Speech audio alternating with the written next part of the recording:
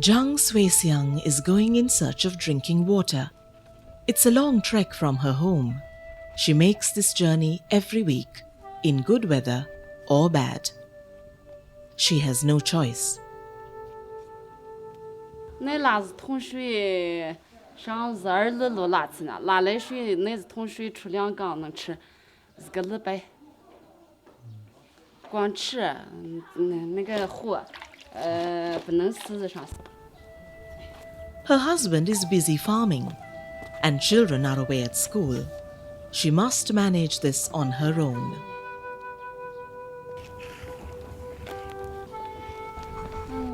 这是桶水怕2百斤有吗？2百斤。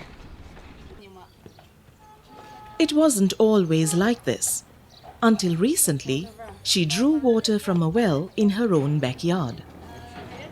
那之前的那水就是这个样子，那之前那水我们就吃的这个水熬，人家吃呢也喝呢。现在那个水越来越苦了，吃不成了，碱性大疼。我们就在外面吃，那个拉个车夹子车，装个桶啊，他就到外面去就买的水吃的。The irony is that they live quite close to the Yellow River, the 6th longest in the world. Over the past 20 years, people here have watched how their water supply became more scarce and more polluted. Zhang's husband Wang Yulin knows this all too well. 原来我们这个地方的地啥都能长，种粮也能种，种瓜也能种，还长得还长东西。我小的时候，现在瓜能长这么大，没穗子能长这么长。现在没了，现在不可能。When the river water became too dirty to use, people here started tapping groundwater. They dug wells, and water was never too deep, but not for long.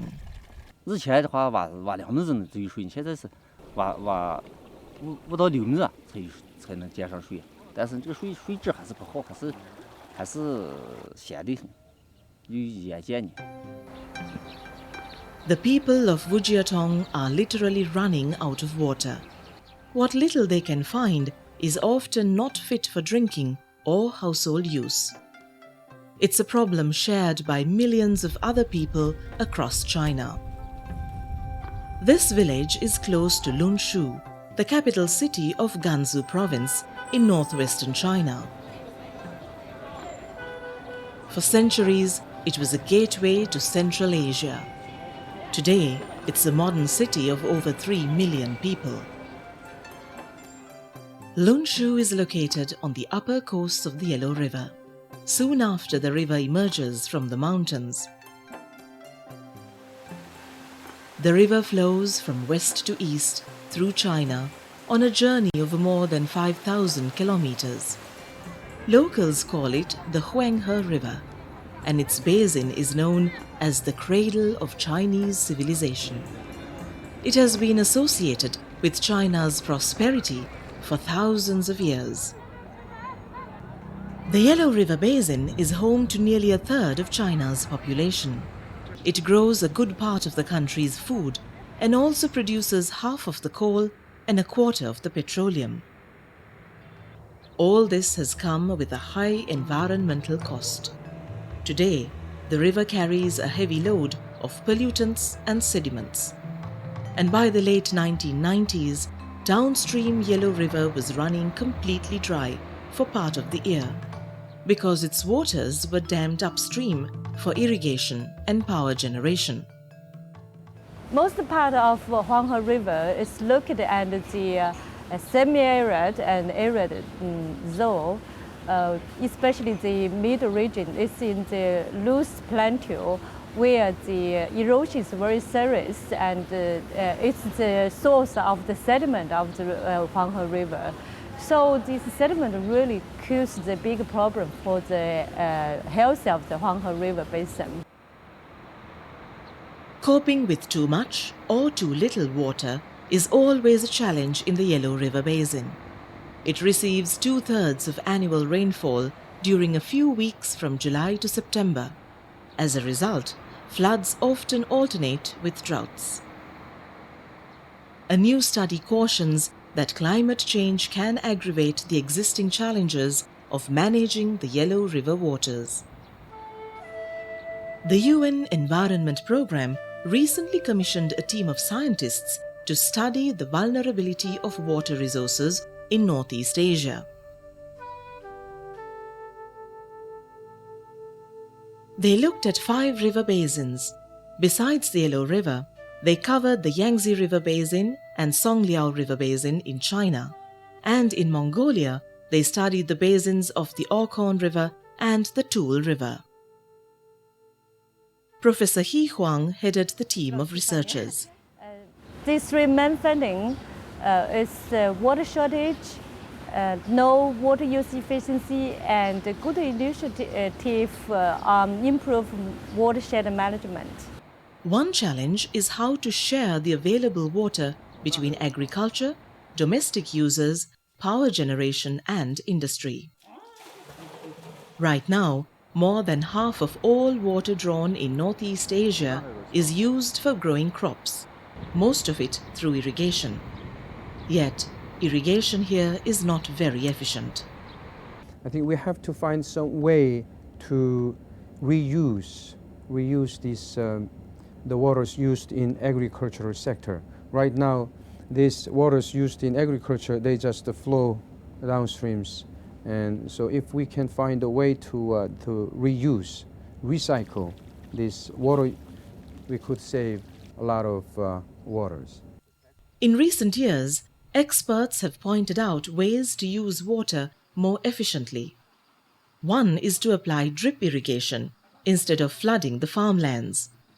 Another is rainwater harvesting, which captures and stores water for later use. The UNEP study highlighted water pollution as the biggest threat at the moment to people and the environment. It recommended urgent and sustained action to reduce pollution. So we emphasize the pollution here. It's because the pollution is the impact which can control by human being. Some water users in the Yellow River Basin feel that pollution issues are finally receiving attention. 这个呢，水质呢，近2年呢是稍微有点改善。前2年呢，因为工业发展比较厉害，所以它的水的污染比较厉害。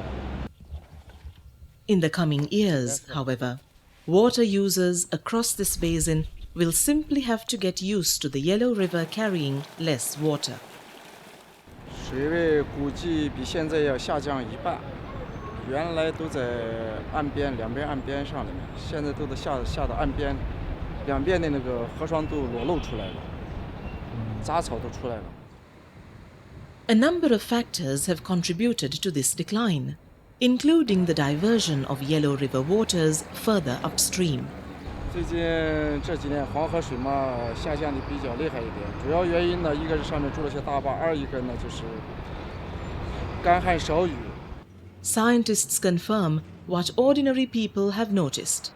Temperatures are slowly going up, while rainfall is reducing in many parts of the river basin. Lakes and wetlands are shrinking in size.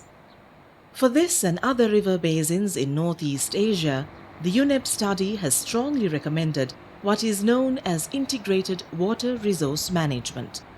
That basically means the different institutions must better coordinate what they do with the river's waters, when and how. Unless we deal with these issues together in an integrated manner, and it is not easy to tackle the water resource issues in this region. And climate change, this will be the big challenge in the future. This is not easy when there are many competing demands on a river's waters. Few river users think of their impact on others downstream.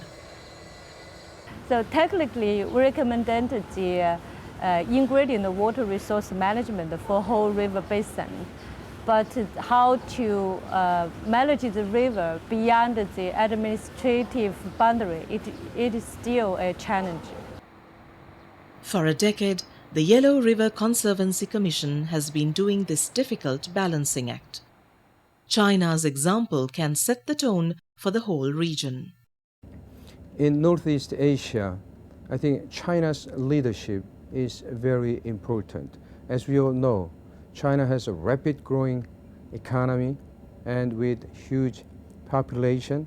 And so if China alone could practice the water resource efficiency and increase the water resource efficiency, then it will have a great impact to not only to the Northeast Asia, but to other countries in Asia region. No one can predict all the effects that climate change would have on the water, land, and ultimately the people. But countries can prepare for these challenges by taking better care of their water.